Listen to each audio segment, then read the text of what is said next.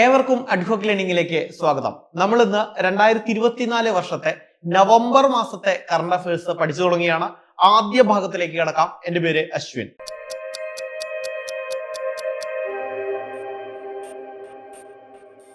ആദ്യ പോയിന്റിലേക്ക് കിടക്കാം. ഇന്ത്യ രാജ്യത്ത് 24x പ്രവർത്തിക്കുന്ന ഓൺലൈൻ കോടതി സ്ഥാപിതമായത് എവിടെയാണെന്ന് ചോദിച്ചാൽ കൊല്ലത്താണ്. കൊല്ലം രാജ്യത്തെ ആദ്യമായിട്ട് 24x7 ഓൺലൈൻ കോടതി സ്ഥാപിതമായത് എവിടെയാണെന്ന് ചോദിച്ചാൽ കൊല്ലത്താണ്. കൊല്ലം രൂപീകൃതമായതിന്റെ 25ാം വാർഷികം ആഘോഷിച്ച കേരള സർക്കാർ സ്ഥാപനം ഏതാണ്? കിഫ്ബി ആണ്. കേരള ഇൻഫ്രാസ്ട്രക്ചർ ഇൻവെസ്റ്റ്മെന്റ് ഫണ്ട് ബോർഡാണ്. കിഫ്ബി ആണ് രൂപീകൃതമായതിന്റെ 25ാം വാർഷികം ആഘോഷിച്ച കേരള സർക്കാർ സ്ഥാപനമാണ് KIIFB, Kerala infrastructure investment fund board. M മുകുന്ദന്റെ ഏത് നോവലിന്റെ 50ാം വാർഷികമാണ് 2024 ആഘോഷിച്ചത്?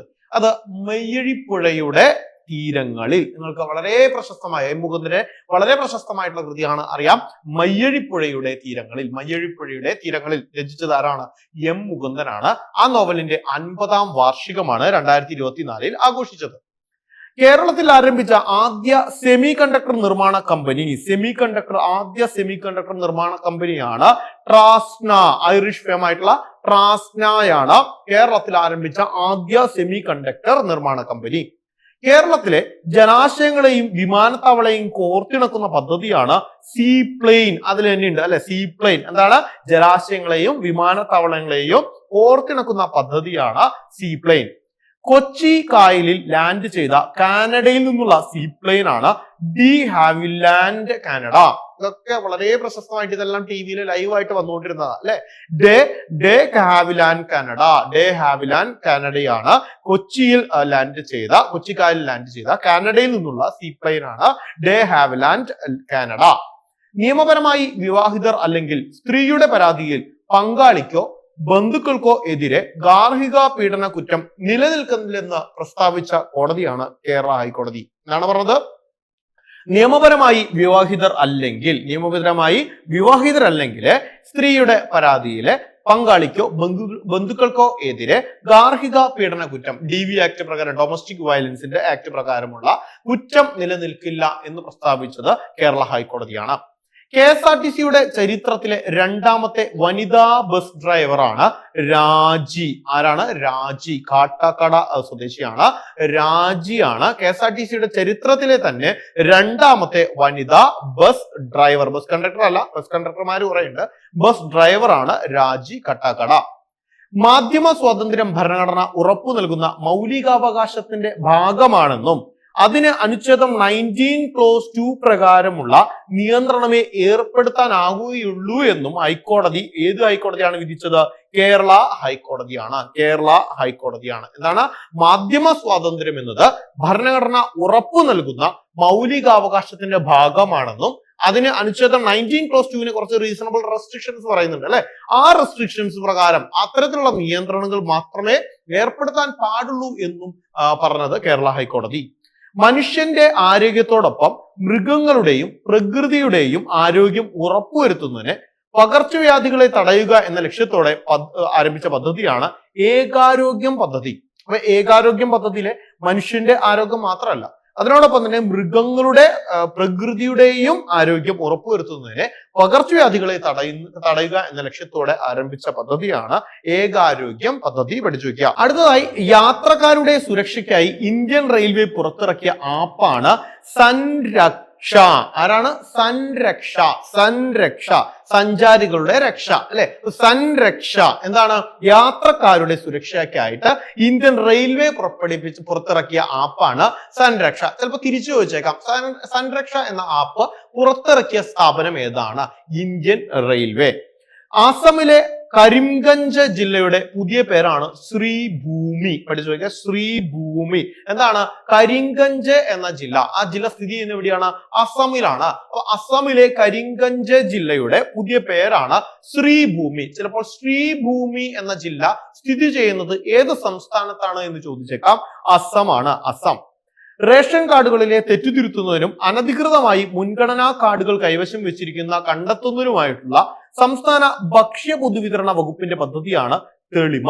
എന്താണ് തെളിമ പദ്ധതി? അതായത് റേഷൻ കാർഡുകളിലെ തെറ്റുതിരുത്തുന്നതിനും അനധികൃതമായി മുൻഗണനാ കാർഡുകൾ കൈവശം വെച്ചിരിക്കുന്നതിനും അത് കണ്ടെത്തുന്നതിനായിട്ടുള്ള സംസ്ഥാന ഭക്ഷ്യ പൊതുവിതരണ വകുപ്പിന്റെ പദ്ധതിയാണ് തെളിമ.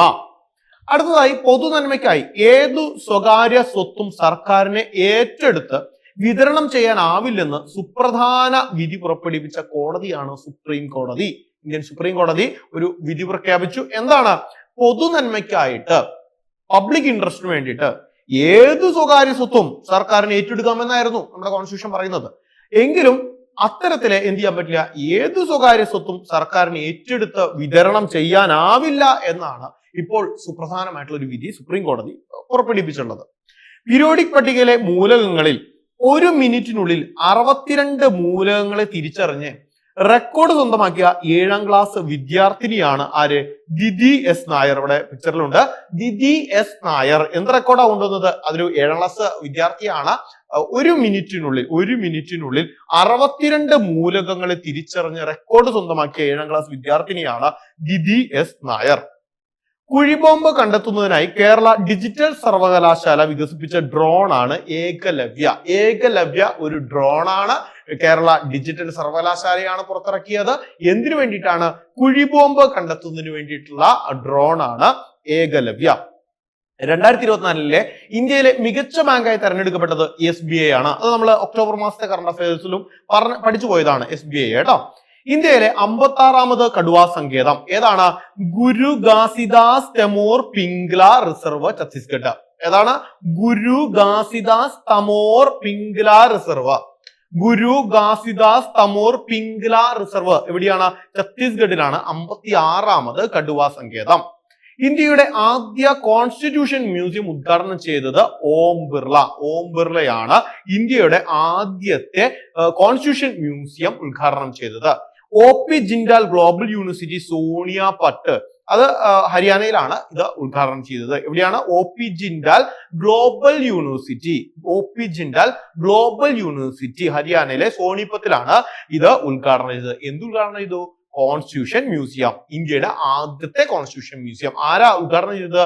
ഓം ബിർള. നമ്മുടെ ലോക്സഭാ സ്പീക്കർ ആയിട്ടുള്ള ഓം ബിർളയാണ് ഇത് ഉദ്ഘാടനം ചെയ്തത്.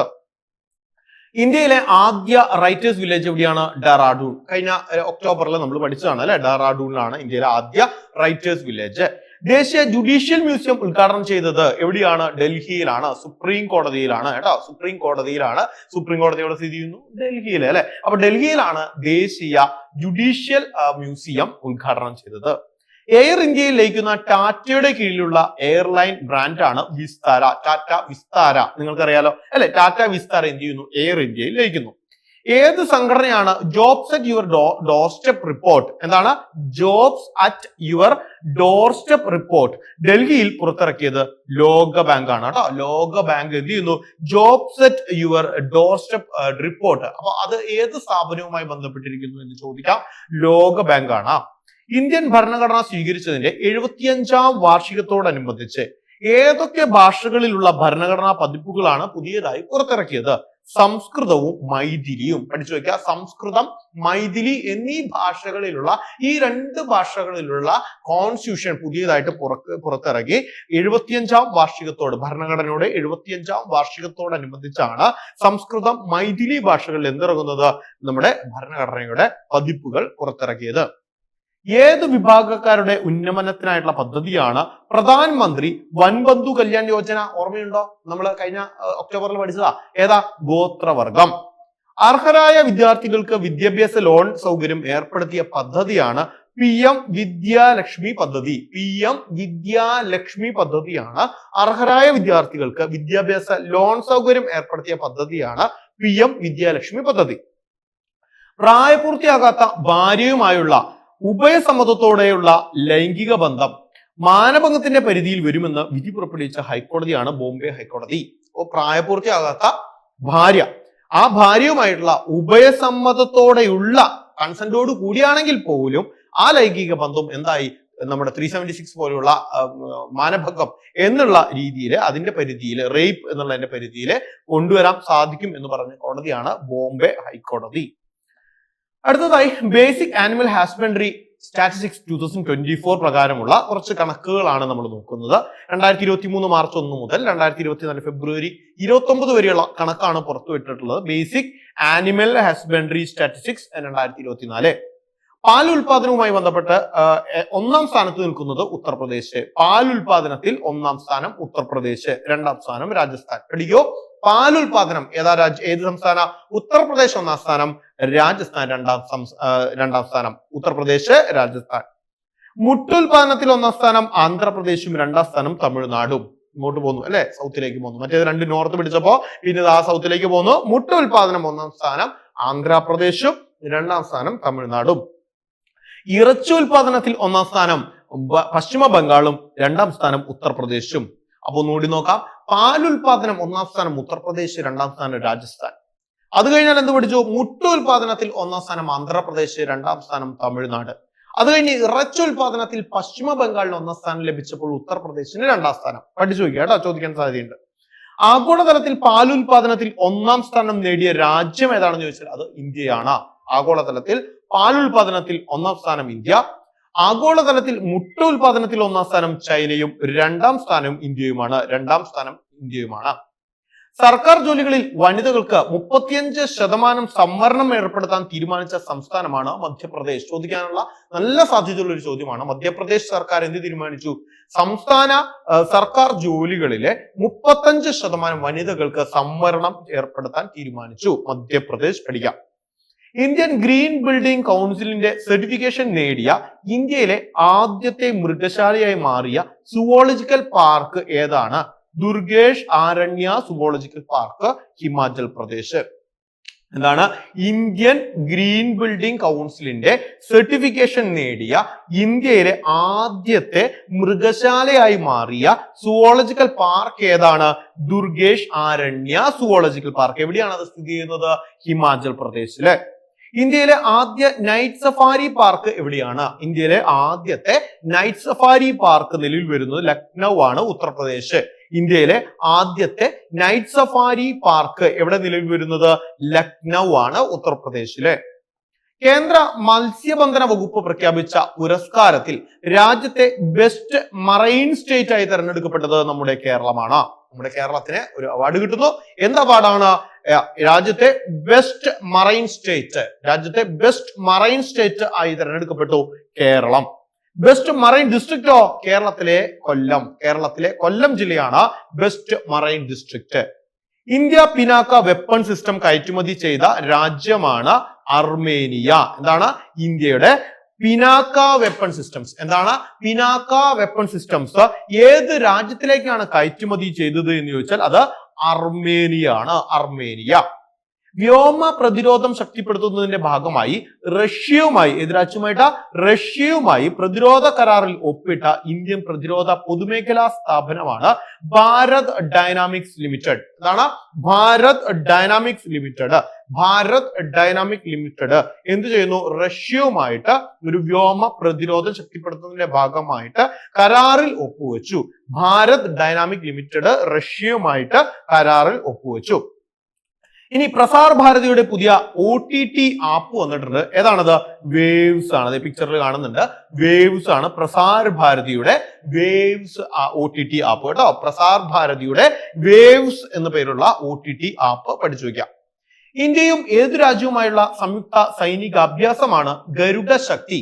ഇന്തോനേഷ്യ. എന്താണ്? ഇന്ത്യയും ഏത് രാജ്യവുമായിട്ടുള്ള സംയുക്ത സൈനിക അഭ്യാസമാണ് ഗരുഡ ശക്തി എന്ന് ചോദിച്ചു കഴിഞ്ഞാല് ഇന്തോനേഷ്യ ആണ്. പഠിക്കാം.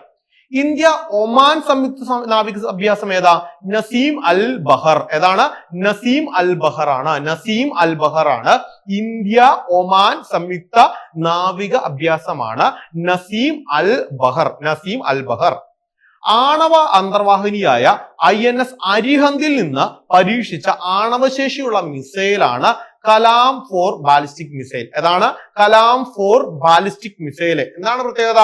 ആണവ അന്തർവാഹിനിയായിട്ടുള്ള INS അരിഹന്ത്. അത് നിങ്ങൾക്കറിയാം അല്ലെ? INS അരിഹന്തും ഒക്കെ നമ്മൾ പഠിച്ച INS അരിഹന്തിൽ നിന്ന് പരീക്ഷിച്ച ആണവശേഷിയുള്ള മിസൈലിന്റെ പേരാണ് കലാം 4 ബാലിസ്റ്റിക് മിസൈൽ. സർദാർ വല്ലഭായ് പട്ടേലിന്റെ ദേശ് കാ വല്ലഭ് എന്താണ് ദേശ് കാ വല്ലഭ് പ്രതിമ പ്രതിരോധ മന്ത്രി രാജ്നാഥ് സിംഗ് അനുച്ഛാദനം ചെയ്തത് എവിടെയാണ്? തവാങ്ങിലാണ്. അരുണാചൽ പ്രദേശിലെ